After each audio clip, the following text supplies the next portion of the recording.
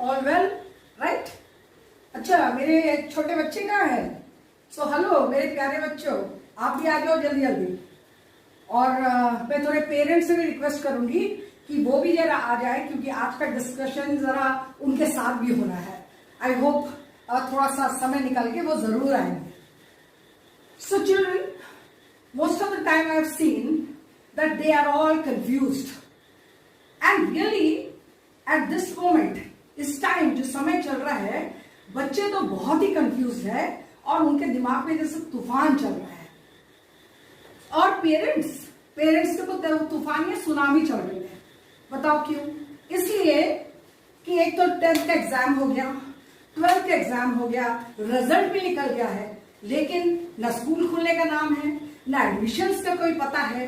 और दूसरी चीज, 12th वाले बच्चे परेशान क्योंकि उनके पास कहाँ जाना, क्या करना, ये कुछ भी नहीं है। ऑनलाइन, आज कह रहे कि ये ऑनलाइन होगा, कल कह रहे कि ऑनलाइन होगा। AIEEE की एग्जाम्स कब होगी, JEE की एग्जाम्स कब होगी, कुछ पक्का नहीं है ना? तो तूफान तो चल रहा है, and I am sure everyone is tensed and confused. So I thought that today we should discuss something very serious. And so the today's discussion is your career path. Your career path means not a simple path, एक रास्ता नहीं है। उस रास्ते में जाने के लिए आपका दिशा बिल्कुल प्रॉपर होना चाहिए। और आज या कल ऐसा नहीं, इसके लिए थोड़ा टाइम चाहिए। And the proper time starts from 7th class. From 7th onwards, if you really start doing something, you will get sufficient time till 12th class to decide your career. चलो याद करते हैं थोड़ा स्कूल डेज। अक्सर morning assembly में मैंने देखा था, और हर स्कूल में होता है, उनको एक लाइन बोलना पड़ता है कि what you want to become. जब छोटे रहते हैं बड़े स्मार्टली आके, I want to become a doctor, I want to become an engineer, I want to become a CA। और आजकल कुछ बच्चे बोल रहे हैं I want to become an IAS। और शायद 6वीं के बच्चे, 7वीं के बच्चे जानते भी नहीं IAS के लिए करना क्या है। थोड़े बड़े जैसे हो जाते हैं, 9th 10th में जाके अगर उनको असेंबली में बुलाया जाए कि भाई आपको क्या बनना है, दे डोंट कम, क्योंकि दे आर ऑल कंफ्यूज्ड, उन्हें पता ही नहीं करना क्या है। सोचो, to find your career and to make your career so that in future you are not in problem, you have to begin today. If you really have inclination, if you really have dedication and hard work, these 3 things will surely take you to the proper goal and proper career choice. अक्सर मैंने देखा है parents confused, समझ में नहीं आ रहा क्या करना है। बच्चे कभी बोलते हैं मुझे साइंस ऑप्ट करना है, पेरेंट्स कहते हैं कॉमर्स करना है। अगर बच्चे कॉमर्स लेना चाहते हैं तो बोलते हैं नहीं नहीं साइंस बहुत अच्छा है, क्योंकि उनके दायरे में केवल यही 3 इंपॉर्टेंट है, या तो डॉक्टर बन जाओ, या तो इंजीनियर बन जाओ, या CA बन जाओ, या लॉयर बन जाओ। लेकिन ऐसा नहीं है। अक्सर ये होना चाहिए कि बच्चा कुछ टाइम लगाए और टाइम से काउंसलर के पास जाए। हाँ, ये नहीं कि मंडल मैडम ने 5 मिनट काउंसलिंग कर दिया तो हम सीख गए, नहीं। या कोई काउंसलर के पास चले गए तो वहां से सीख ली, या कभी मम्मी को बोला मम्मी मुझे यहाँ पर कोई काउंसलर रहते हैं वहां चले जाओ, ऐसा भी नहीं। एक्चुअली कैरियर चूज करने के लिए आपको बहुत बहुत मेहनत करना पड़ेगा, बहुत समय देना पड़ेगा, और उसके लिए आपको कुछ प्रॉपर गाइड्स चाहिए। जैसे आप कोचिंग सेंटर में जाते हो, आप पढ़ने जाते हो कोचिंग, वैसे ही आपको कैरियर में क्या ऑप्ट करना है उसके लिए भी कुछ खास कोचेस की जरूरत है। अब बोलोगे कि मैडम कोच मतलब इसके लिए भी कोचिंग जाए? नहीं, इसके लिए कोचिंग नहीं जाना पड़ेगा, ना ही तुम्हें एक पैसा खर्च करना पड़ेगा। कोच तो तुम्हारे आजू बाजू ही है। जैसा सोच लो, कोच बहुत आसानी से मिल जाएंगे तुमको। जैसे ये तुम हो और तुम्हारे कोच। पहला कोच तो तुम खुद, मी। दूसरा कोच है तुम्हारे पेरेंट्स। तीसरा कोच है तुम्हारे टीचर्स, और चौथा कोच है तुम्हारे फ्रेंड्स या पीयर ग्रुप।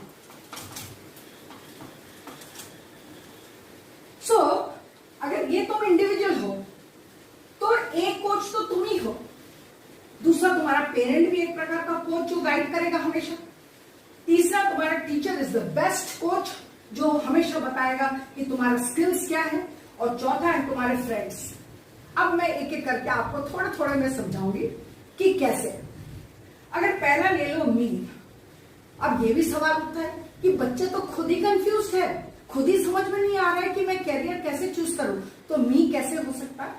हो सकता है अगर बच्चा पूरी मेहनत से 7th क्लास से अलर्ट हो जाए कि मुझे इस लाइन में जाना है, तो पहले उसे क्या करना है, सारे ऑप्शंस जो उसे पसंद है उसके लिस्ट बना ले, अपने पेरेंट्स को पूछ ले कि भाई मुझे क्या क्या बनना है, मम्मी कुछ बता दो, पापा कुछ बता दो मुझे। टीचर्स के पास डिस्कस करें कि भाई क्या है क्या नहीं, किस लाइन में मैं जा सकता हूँ, किसके लायक हूं मैं, किसके पेपर्स मैं क्लियर कर सकता हूं। और चौथा है फ्रेंड्स, उनके साथ डिस्कस करके। ये तो हो गया पहला लिस्ट बनाना, और पेरेंट्स और टीचर्स और फ्रेंड्स के साथ डिस्कस करके। अब नेक्स्ट आता है पेरेंट किस तरह से आपको गाइड करेंगे या पेरेंट्स किस तरह आपके कोच है।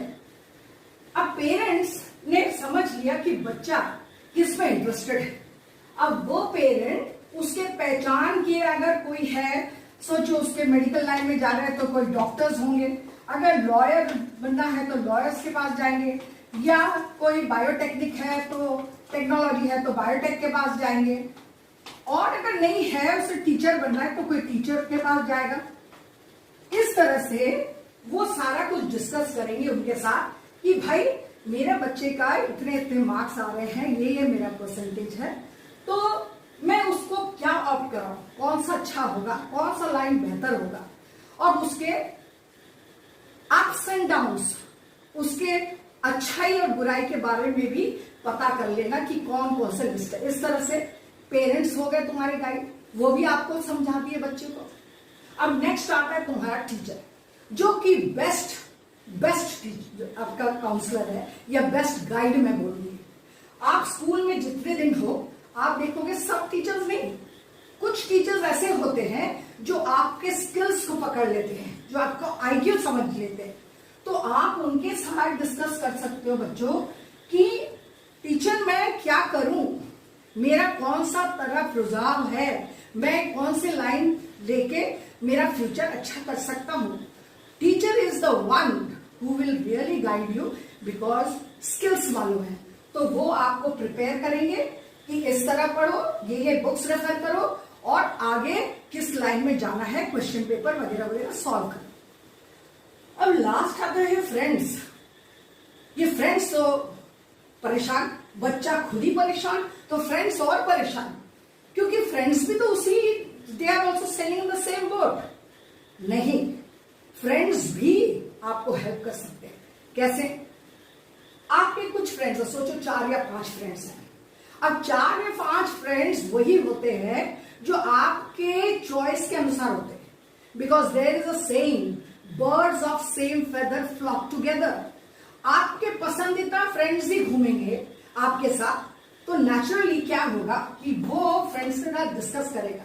कुछ अच्छे फ्रेंड होंगे जो बहुत अच्छा है गेम्स पे, सोचो गेम्स पे बहुत अच्छा है, या कोई साइंस में बहुत अच्छा है, सोचो साइंस में बहुत अच्छा है, तो वो गेम्स के बारे में डिस्कस करेगा।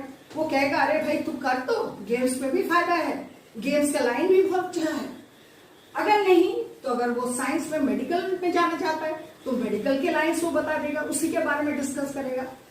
अगर कोई और है, कोई और सीए बनना चाहता है, लॉयर बनना चाहता है, या फैशन डिजाइनिंग ले लो, अगर उसमें जाना चाहता है तो भी फ्रेंड्स उसी प्रकार के होंगे और वही लोग डिस्कस करेंगे।